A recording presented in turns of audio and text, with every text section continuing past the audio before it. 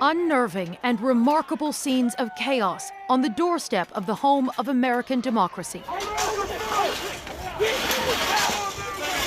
Angry supporters of the president advancing on the Capitol. USA! USA! Tensions escalating quickly. Security had closed off this area of the Capitol, but after those protesters pushed their way through a gate, they made their way up here to the steps and even climbed some of the bleachers set up for inauguration, prompting a heavy response from police. Officers tried to push back, firing pepper bullets into the agitated crowd. Trump supporters only grew bolder, and police lost control.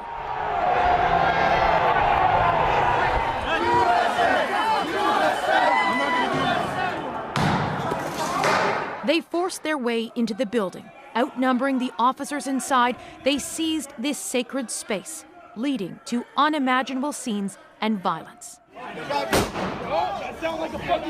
One woman was shot and killed, and several police officers were hurt. It took the president more than 2 hours to tweet his first call for calm. Considered a slow response since these people listened to him and genuinely believe his false claims the election was stolen. We want Trump! We want Trump! I'm distressed. We shouldn't be here at having this kind of discussion in this country. We are coming! A claim he knows infuriates his base, a claim he repeated at a rally this morning. We will never give up. We will never concede. This will be remembered as a brutal day for American democracy, making the transition of power all the more difficult for the incoming president. So, Katie, that was today. Can you give us a sense of what it's like where you are tonight? It's quite late. Things have calmed down quite significantly, Adrian. Let's show you. There's just a few members of the National Guard that we can see standing between us and Capitol Hill, which is actually somewhat surprising given the violence and given what happened here on these grounds today. One other thing I should mention, the mayor of Washington, D.C. just held a news conference, and she announced there'll be an emergency order here in the city until January 21st, the day after inauguration. Given what happened with this protest and given the scene that unfolded, they don't want a repeat of that. So essentially, this order will give them more access to resources for policing. All right, Katie Simpson in Washington tonight. Now, all that happened while something very important to the democratic process was going on inside the Capitol building. The Electoral College votes from the presidential election were being tabulated. Sealed certificates from each state are kept in these ceremonial boxes. When people fled the Senate floor, quick-thinking staff grabbed them and kept them safe. Now let's head next to Susan Ormiston. Susan, an extraordinary day for Americans no matter where they were, but a scary one for those who were inside that building when it was stormed. Yeah, Andrew, many Americans are reeling tonight, watching those images, saying they can't believe this is their country. But the seeds for this were sown over a month ago by a president who won't give up. A stunning image defending the inner sanctum of the U.S. Capitol with guns drawn, intruders at the window. Lawmakers ducking for safety. Just after 2 o'clock, their chamber surrounded by an angry mob. We're being instructed to each of us get gas masks that are under our seats. The most brazen of those protesters savoring the moments. In the chair on the House floor. Inside Nancy Pelosi's office. One leaving a note, "We will not back down."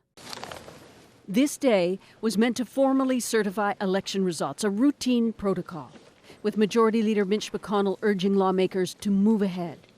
The voters, the courts, and the states have all spoken. They've all spoken. If we overrule them, it would damage our republic forever. Instead, the certification vote was aborted by violence and protest in the name of Trump, and under his urging that the election was stolen. Biden stopped just shy of saying Trump incited it. It's chaos. It borders on sedition. and it must end now. He called on Trump to step up, which he did, with admiration for the protesters. We love you. You're very special.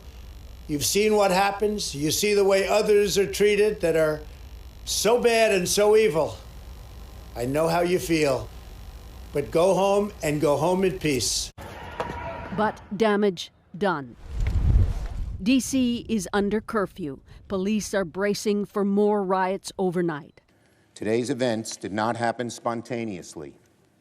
The president who promoted conspiracy theories that motivated these thugs, the president who exhorted them to come to our nation's capital, egged them on.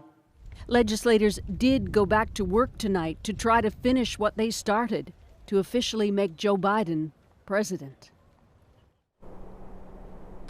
Among the many questions tonight is why those protesters were able to overrun police on Capitol Hill, why the security wasn't more robust, and how this actually all happened. It's not as if the march was a surprise, nor its motivation unclear.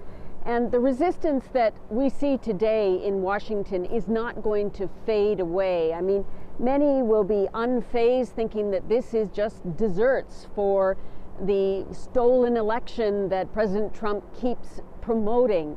It's only 2 weeks till the inauguration. The Capitol here in D.C. will be very tense. In fact, tonight the FBI discovered and dismantled 2 homemade explosives placed near both the Democratic and Republican national headquarters. So, Susan, what have we heard from, more recently from the president?